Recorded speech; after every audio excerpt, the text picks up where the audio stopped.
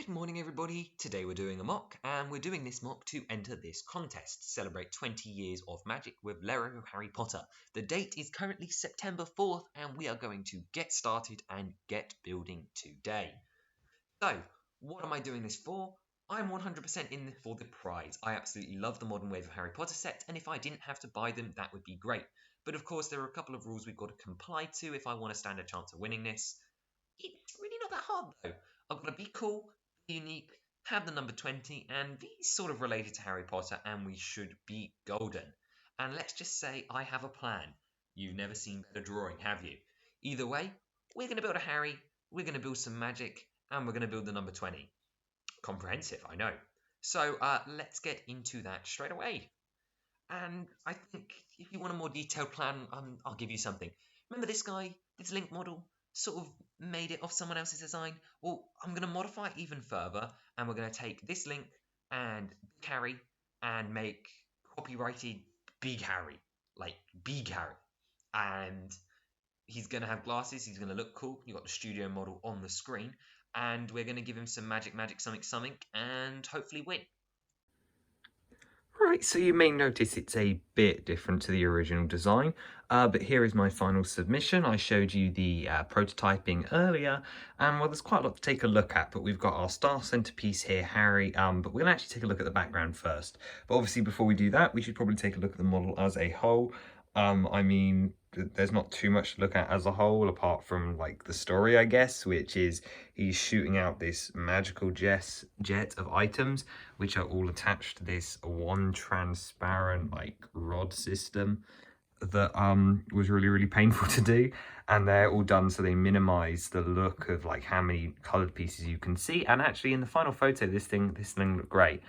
So I'm filming this directly after submitting the idea to the competition, and then fingers crossed we'll hear back from them in 20 or so days. But yeah, no, so this is the story. We've got Big Harry, and he's shooting a jet of imagination, because to me Harry Potter is sand green roofs and all these really special pieces which inspire stories and so much more. So I'm going to show you around this model.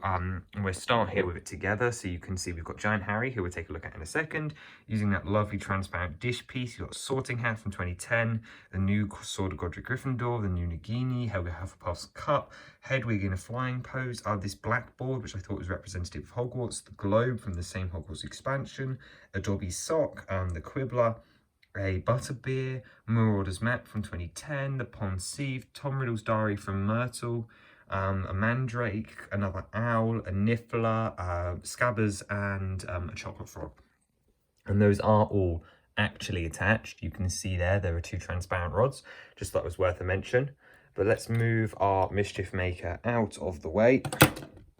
Decapitation, and take a look at this building. Now, this was designed to be a backdrop, so it's not really supposed to be very detailed, but as we mentioned earlier, the other brief of this competition was the number 20, so you can see a 2 there, and this is sort of supposed to invoke what they call the magic flying staircases and stuff. And then you've got the 0 here behind the magic, and when you put it at the right angle, you can very clearly see it, or at least if I actually got it at the right angle.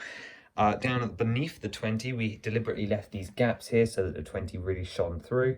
You can see some coloured flowers, some small rock work, nothing major, because again, end of the day, this is a background piece to Mr. Potter, and that's its only purpose. Then more flowers, we've got the Patronus in there, that's more for my sake than anyone else's. And then we just sort of rounded out this corner into this mini turret just so it complete the look, rather than a very cut off look as if we didn't include that sort of stuff over there. You've got the big sand green roofs, which, as I mentioned earlier, are my most iconic part of Harry Potter to me. And then you've also got the ski poles from the more modern set, just to give it a bit more pizzazz, I guess. We've also got a side tower build, very similar to the newer Hogwarts as well, but I thought it was worth an inclusion. Just using a lot of these classic prints from back in the day and this classic window style, and it really does remind me of Hogwarts from that era. You can also see we have sort of like a viaducty archway section, just an owl, although you can't see that in any of the finished stuff, plus a Hogwarts crest on this tower, which is very similar to all the others. I am actually quite a big fan of this straight circular sort of patterning that we did. Very limited parts, again, as I said, it's only a background.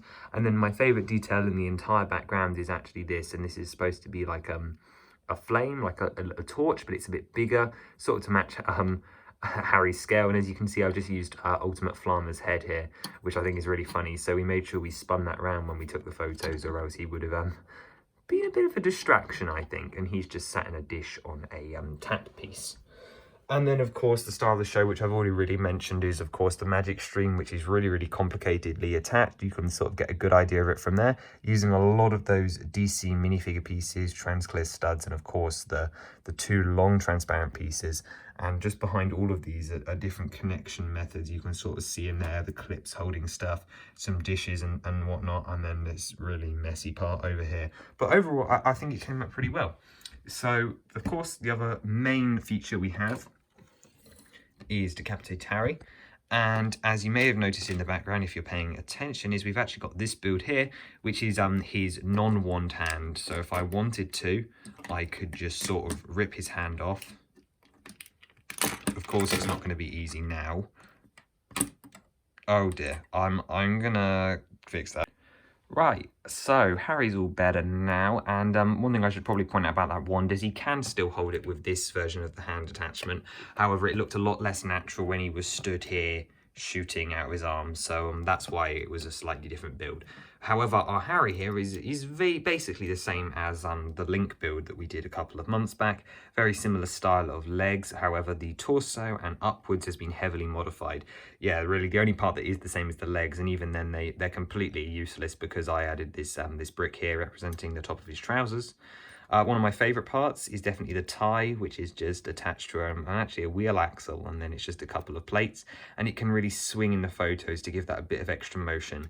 Now, he's in his school uniform, hence the grey jumper and the white shirt underneath, but he's also wearing his cloak, which is draping down his fronts and then goes down to his sides. And one angle that you won't have seen is actually we're still using this cloth mechanism at the back for the 3-length cape. The arms are also fairly similar. The cape sort of cuts out halfway down the arm, and we go back to school jumper down to his wrists, which is really, really nice. And of course, he's fully articulated. If you want to see a better example of this, I recommend watching the Link video or Brickster's original figure at this scale design, although mine is completely my own at this point. And then it obviously goes up into his neck and head. Now, unlike a lot of other people, I added eyes to a figure at this scale, which is not something that someone usually does. And actually, this is using the Brickhead glasses, and it looks completely cursed without them. I'm really glad that he has the glasses here just to sort of make it work. So the Harry Potter Brickhead glasses, some black 1x1 plates, and then he just got some casual curving on the sides of his heads up into his hairline, which is using all these messy pieces. We've got some angled slopes and a load of jumbled pieces on the top. And then actually down here on the back, I made good use of that wrong piece that I got sent in a Bricklink order a while back. They sent me the wrong piece, so I was determined to use it in a build, and it just so happens it works perfectly for Harry's hair. And this was a lot simpler than the Link ones we did, because no hat and no ponytail, but just nice and simple. No ears on this one. I didn't think he needed them. He's actually a bit wider. His head is much more spread out in this model, which I actually think is really nice. I think it suits the style we're going for, and I think it looks really cute as an actual model. So I'm never going to be able to reattach them again, am I? Legs are very similar, feet are very similar, and he does stand. Unfortunately, this one can't actually sit because I built his trousers down one brick too low. So the only way you'd make him sit would be if you detached the legs and then just sort of prodded him in front of him. However, that's not very easy to do or very viable to pull off. But that's pretty much the model in its whole.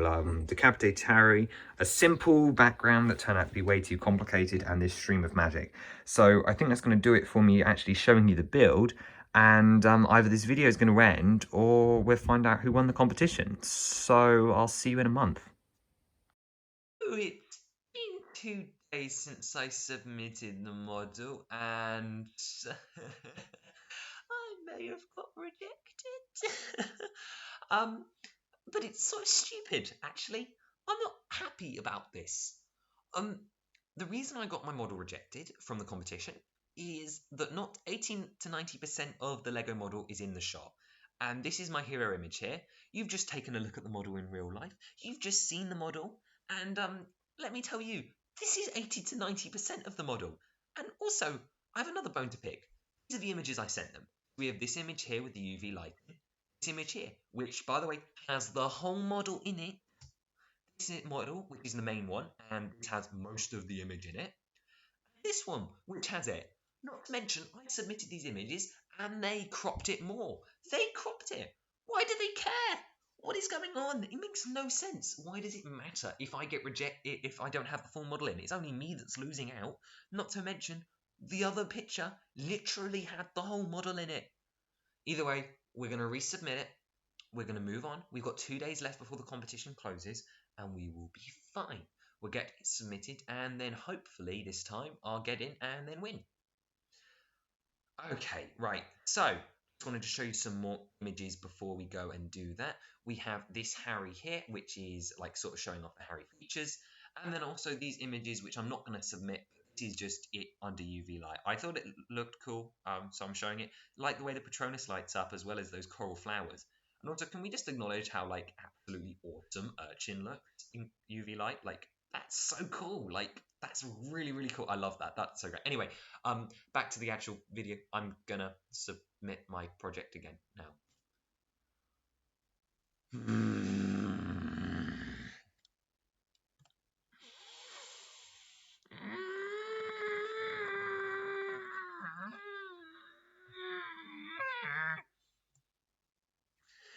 This image.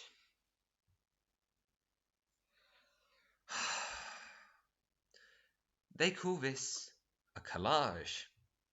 I put 2 images of Harry on the same page to save space, and they rejected my project again.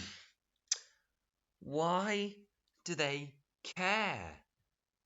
Just why do they care? It's only to my own detriment. Well, this took a turn for the south. I hope you enjoyed looking at the model. Oh, I'm done with ideas competitions. It's not worth it. Think of what else I could have done with that time. Oh, I'm going to bed. Have a good day.